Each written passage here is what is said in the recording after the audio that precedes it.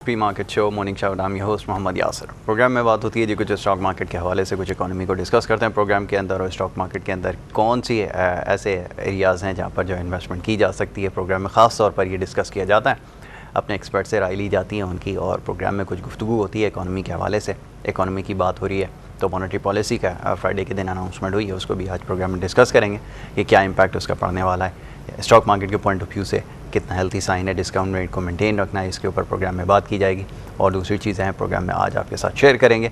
Economy के हवाले से बात हो रही है, चलें पहले मार्केट का व्यू ले लेते हैं। मार्केट की परफॉर्मेंस आपके सामने है। 13,558 के लेवल के ऊपर मार्केट जो है वो बंद हुई थी फ्राइडे के दिन, और तकरीबन 158 पॉइंट्स की कमी जो है वो देखने में आई थी। 30 इंडेक्स भी हमें रेड जोन के अंदर नज़र आया था, और इसके भी नंबर आपके सामने स्क्रीन पर मौजूद हैं। इसमें हमें भी तकरीबन 150 पॉइंट से ज़्यादा की कमी जो है वो देखने में आई थी।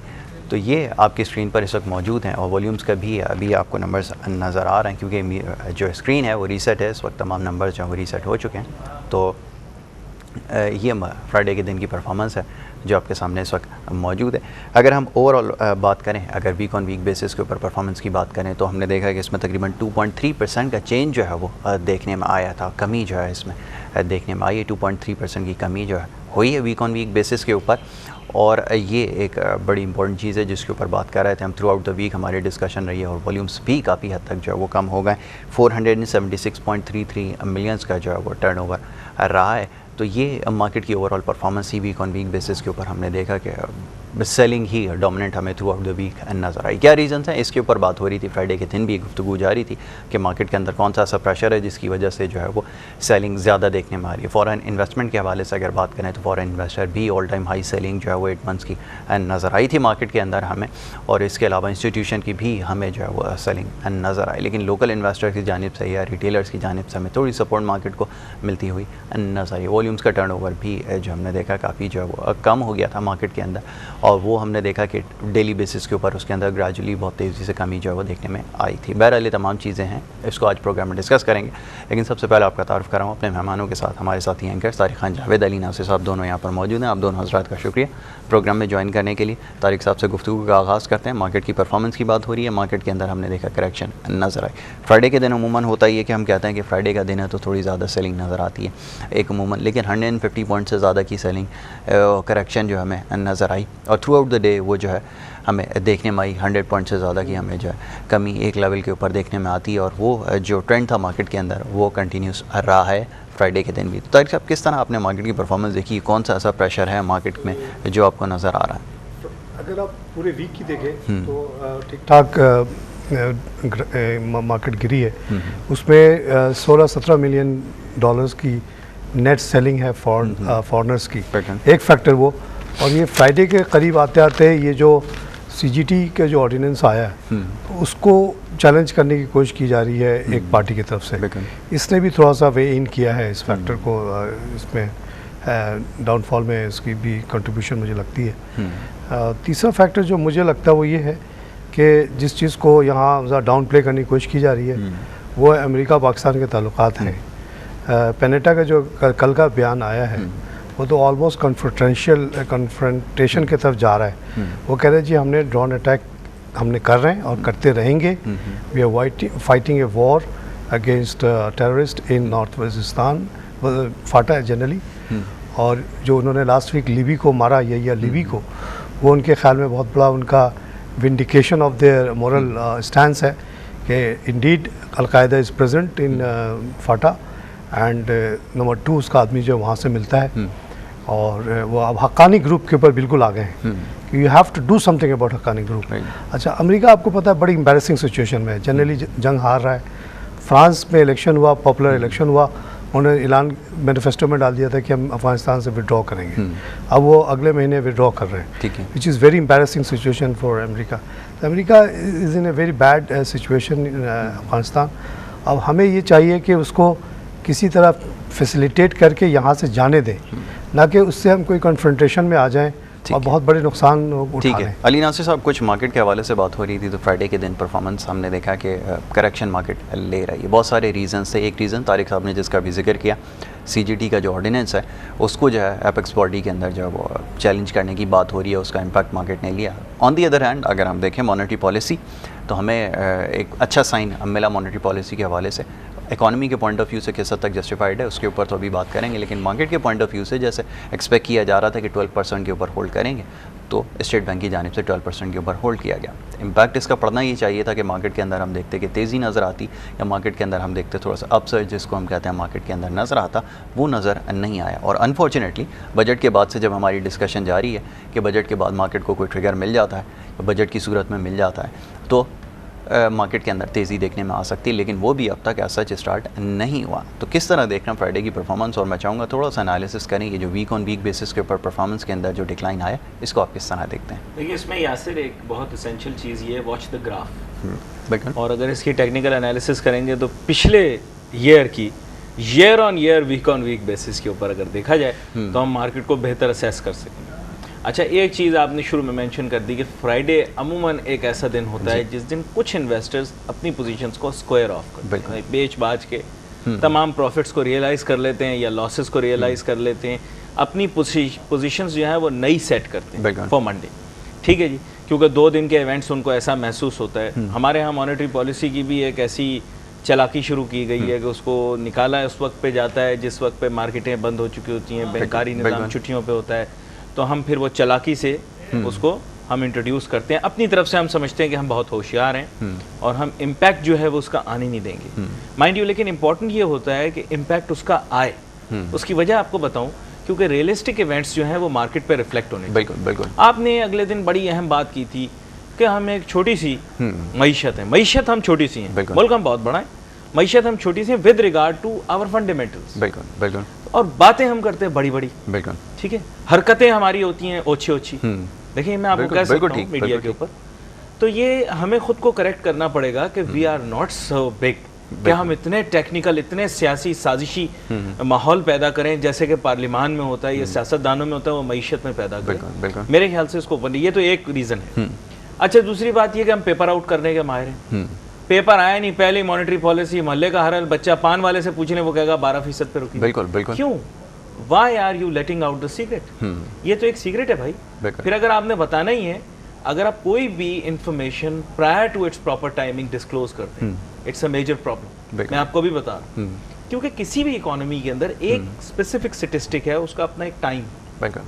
आपको क्रिकेट मैच शुरू होने से पहले क्रिकेट मैच का नतीजा पता लग जाए। सर, अभी हमने देखा बजट के अंदर बहुत सारी जगह पर आप देखें बजट की अनाउंसमेंट से पहले ही वो नंबर्स आना जो है वो शुरू हो गए थे। That is the silly aspect of it. बिल्कुल बिल्कुल। देखिए, देयर इज नो यूज। अगर आपको मैं बता दूं कि क्रिकेट मैच के अंदर कौन जीतेगा, जो कि हमारे मुल्क के अंदर पहले से ही जो है वो काफी दफा सिलसिले बने हुए होते हैं, और हर बंदा आपको बता रहा होता है आज पाकिस्तान हार जाएगा या आज पाकिस्तान जीत जाएगा, तो फिर इसका मतलब है कि there is something going on somewhere. Why should someone have access to information while others don't? अगर इंफॉर्मेशन आपने देनी तो सबको दें, इतलात देनी तो सबको। ये स्टॉक एक्सचेंज का असूल है, मैं आपको बताऊं। उसूल ये है स्टॉक एक्सचेंज का कि जो ही इतला आती है बैनुल अक़वामी सतह पर, वो सबको फ्रीली अवेलेबल होनी चाहिए, उस पर रिस्ट्रिक्शन नहीं होनी चाहिए। अगर आपने उस पर रिस्ट्रिक्शन निकाली, मार्केट डायनामिक्स खराब हो जाएंगी। दूसरी बात आप सुनिए, दूसरा है हमारे यहाँ एक जो डायनामिक इंट्रोड्यूस कर दिया गया वो है प्रॉपर्टी एंड रियल एस्टेट। लोग इस चीज़ की अहमियत को नहीं समझ पा रहे, लेकिन लोगों को समझना पड़ेगा कि हमारे यहाँ चूँकि माशी तौर पर हम बिल्कुल नौमौलूद हैं, तो हमें इस चीज़ का मालूम नहीं है कि मईशत कैसे काम करती है। कभी हम कहते हैं स्टॉक एक्सचेंज प्रॉपर्टी, तो वो आप समझ जाइए आजकल के माहौल में प्रॉपर्टी और स्टॉक बात है, और आगे भी हम इसको डिस्कस कर चुके हैं कि ये सब के लिए होना चाहिए। और जैसे आपने एक बड़ी माकूल जो है वो एडवाइस दी थी कि स्टॉक मार्केट के अंदर तमाम मार्केट्स के, ग्लोबल मार्केट्स के जो है नंबर चलने चाहिए, ताकि मार्केट के अंदर जो इन्वेस्टर्स हैं उनको पता चले कि एक्चुअली मार्केट के अंदर, इंटरनेशनल मार्केट में हो क्या रहा है। बिल्कुल। यहाँ तो अमूमन होता ही है कि ब्रोकर की तरफ से कोई न्यूज़ दी जाती है कि ग्लोबल मार्केट में आज जो क्रैश आने लगा, तो तुम अपनी पोजीशन खुद से जो है वो देख। अगर वो इतना ही बड़ा ब्रोकर हो यासिर, तो फिर वो यहाँ क्यों बैठा हुआ? वो जाके NYSE में बैठे, वो जाके वॉल स्ट्रीट में बैठे। वो ब्रोकर हमारे बेचारे इंटरनेट के ऊपर तलाश करके मासूम जो खबर उनको मिल जाती है वही आगे लगा देते हैं। उनको उनके बॉसेस कह देते हैं आज क्लाइंट्स को ये कह देना, वो क्लाइंट्स को वो कह देते हैं, उनका क्लाइंट पूछता है आज खाना ठंडा क्यों था, वो कहते हैं बिजली नहीं थी। मसाइल अपने अपने हैं, और बिजली क्यों नहीं थी क्योंकि बैनुल अक़वामी सतह के ऊपर कुछ हो गया था। खैर इस चीज़ को देखें मैं आपको, और दूसरी एक बहुत अहम चीज़ ये कैपिटल गेंस टैक्स को ख़त्म किया जाए। ये मेरी आवाज़ नहीं, ये हज़ारों उन सरमायाकारों की, लाखों उन सरमायाकारों की आवाज़ है जो कि छोटे। अच्छा, एक बिल्कुल अनबायस्ड होकर एक बात बता दीजिए, क्योंकि इसके ऊपर बहुत सारी जो है वो डिबेट चल रही है और बहुत सारे ऐसे लोग भी इसके ऊपर अनफॉर्चुनेटली जो है वो डिबेट कर रहे हैं, जो बड़ी गैर मामूली बात है कि उनका इससे कोई कंसर्न नहीं है, लेकिन उनको उसका पता नहीं है कि इम्पैक्ट क्या पड़ने वाला है। इसलिए नहीं कि हम क्योंकि मार्केट का प्रोग्राम कर रहे हैं, वैसे भी अगर हम देखें, मैंने बहुत जगह देखा है, बहुत जगह डिस्कशंस में मैं गया भी इसके ऊपर, और बहुत सारे ऐसे लोग भी पार्टिसिपेट कर रहे थे जिनका स्टॉक मार्केट से कोई बिल्कुल लेना देना नहीं था। बहरहाल इसके अलावा अगर बात करें, बिल्कुल मैं आपसे सवाल ये है कि अगर अनबायस्ड होकर देखें तो क्या वाकई CGT को हटा देना, क्योंकि लोग ये समझते हैं कि ब्लैक मनी जो है इसके अंदर जो है फ्लोट कर जाएगी स्टॉक मार्केट के अंदर, it's a easy way to black money को चेंज कर लें वाइट मनी के अंदर। तो क्या वाकई हमारे पास सिर्फ एक स्टॉक मार्केट ही एक ऐसा एवेन्यू है जिसके ज़रिए ब्लैक मनी जो वाइट हो सकती है, या पाकिस्तान में और कोई अपॉर्चुनिटीज़ नहीं है इसके लिए? अपॉर्चुनिटी बहुत सारी हैं, स्विट्ज़रलैंड है, अब तो दुबई भी है, दुबई की प्रॉपर्टियां भी हैं, वो पैसा फिर दुबई चला जाएगा। आप कैपिटल गेंस टैक्स, एक सिर्फ स्टॉक मार्केट नहीं है, देखें लोगों को पता है नहीं स्टॉक मार्केट क्या होती है, इनको अलिफ बे नहीं पता मईशत की। हमारे मुल्क के अंदर पूरा दिन सियासत होती रहती है। मैंने आपसे मेमो गेट और मेहरान गेट का मेंशन किया था, आप नए सुन लें, फैमिली गेट और मीडिया गेट। तो ये गेट ही गेट हैं, गेटों में से ही हम गुजरते रहते हैं, काम हम कोई नहीं करते। देखें असल बात यह हमें समझने की कोशिश करनी है कि भाई आखिर मईशत है क्या, दुनिया पैसे के पीछे भाग रही है। अंग्रेज़ अपना मुल्क छोड़ के पाकिस्तान और हिंदुस्तान बर सगीर पे कब्जा करने के लिए क्यों आया था? उसको रात को कौन सा ख्वाब आया था? उसको तो कोई ख्वाब नहीं आया था, उसको कोई चीखों की आवाज़ नहीं आई थी यहाँ से कि हमारी जो है वो इज्जत को बचाया जाए, तो वो वहाँ से कश्तियाँ लेकर यहाँ पहुँच गए।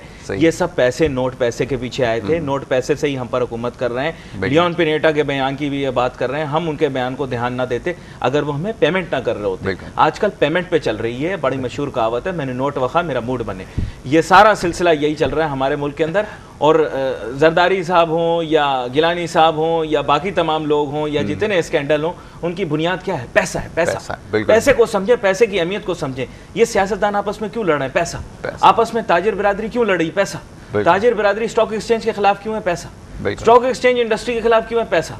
और जो सबसे जो ढक छुप के कोने के अंदर छुपे हुआ हमारा एग्रीकल्चर है, वो किस चीज के पीछे? वो भी पैसे के पीछे। तो पैसे को समझे, पैसे की। मेरे ख्याल में अली नासिर ने काफ़ी जज्बाती अंदाज में और काफ़ी सही चीज़ों को जो है वो हाईलाइट कर दिया है। और यही अनफॉर्चुनेटली जो तमाम बेसिस है ना, ये बिल्कुल फैक्ट है कि बेस इसी के ऊपर करती हैं कि यहाँ पर पैसा इन्वॉल्व है, इस वजह से इतनी ज़्यादा हमें जो ये सारी चीज़ें जो फेस करनी पड़ी। एनी हाउ तारिक साहब, ये कुछ बात हो रही थी डिसीजंस के हवाले से, और एक सवाल बहुत इंपॉर्टेंट है, अक्सर लोग जो है वो ये सवाल करते हैं, और इनफैक्ट इस वीकेंड पे भी लोग ये सवाल कर रहे थे कि बजट के बाद आप कह रहे थे कि मार्केट को ट्रिगर मिल जाएगा, वो अनफॉर्चुनेटली नहीं हुआ। और एक न्यूज़ के ऊपर, एक रूमर के ऊपर मार्केट ने ऐसा रिएक्ट किया। तो क्या ये इन्फ्लुएंशियल प्लेयर्स की जानिब से एक और मूव है, या फिर वाकई आपके ख्याल में, क्योंकि रिटेलर्स का अगर हम टर्नओवर देख रहे थे या उनका इनपुट हम देख रहे थे मार्केट के अंदर, वो तो समय हमें नज़र आया था इंस्टीट्यूशंस और फॉरनर्स की जानिब से, तो हमने देखा चले आउटफ्लो ज़्यादा होगा, लेकिन रिटेलर्स तो अपना पार्ट ले रहे थे मार्केट के अंदर और एक्टिविटी के अंदर जो है जान उनकी वजह से नज़र आ रही थी। तो किस तरह देखते हैं इस डिसीजन को और इसका क्या आउटकम हो सकता है?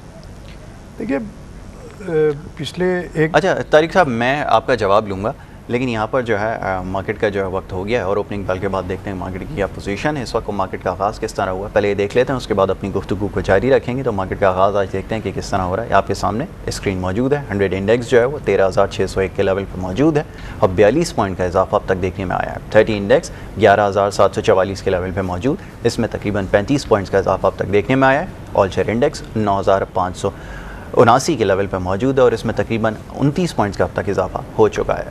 अगर वॉल्यूम्स की बात करें, लेस देन मिलियन जो है वो दोनों हमें इंडेक्सेस में नज़र आ रहा है। 100 इंडेक्स के वॉल्यूम और टोटल मार्केट के अंदर भी हमें अभी तक लेस देन 1 मिलियन नज़र आ रहा है। तो मार्केट के अंदर वॉल्यूम्स अभी कम है, मार्केट का स्टार्ट थोड़ा सा बेहतर नज़र आया, मार्केट ग्रीन जोन के अंदर है और मार्केट के अंदर एक रैली जो है वो अब बनती हुई नज़र आ रही है। 45 पॉइंट्स तक मार्केट जो है वो गेन कर चुकी है, लेकिन वॉल्यूम्स अभी भी देखने होंगे। बहरहाल वॉल्यूम्स थोड़े सा हमें अभी कम नज़र आ रहा है। ये 1 मिलियन का जो फिगर है बहुत जल्द मार्केट टच कर लेगी, तो स्टार्ट थोड़ा सा भी स्लो नज़र आ रहा है, लेकिन ओवरऑल अगर मार्केट की परफॉर्मेंस देखें तो अभी मार्केट का स्टार्ट जो है वो बेहतर जो है वो नज़र आ रहा है। तो ये मार्केट की अब तक की परफॉर्मेंस है और देखेंगे कि आने वाले वक्त में वॉल्यूम्स जो है वो किस हद तक मार्केट के अंदर अब वापस आते हैं और वॉल्यूम्स ही हमारा प्राइम कंसर्न है कि कितने वॉल्यूम्स हैं आज मार्केट लेती है। बहरहाल ये तमाम चीज़ें मज़ीद जो है प्रोग्राम में डिस्कस की जाएंगी और प्लस ये कि इकॉनमी के हवाले से जो फैसले किए जा रहे हैं उनका इम्पैक्ट जो है वो किस तरह पड़ना चाहिए और क्यों नहीं पड़ रहा। जैसे अली नासिर साहब अभी जिक्र कर रहे थे कि उसका फ़ौरन से जो इम्पैक्ट पड़ना चाहिए, लेकिन हमारे यहाँ क्योंकि उसको छुपा दिया जाता है तो उसका जो असर है वो ज़ायल हो जाता है। तो ये अभी इसको मज़ीद डिस्कस करेंगे कि इसकी अहमियत एक्चुअली क्या है। अपनी गुफ्तगू को जारी रखेंगे, प्लीज़ स्टे विद अस।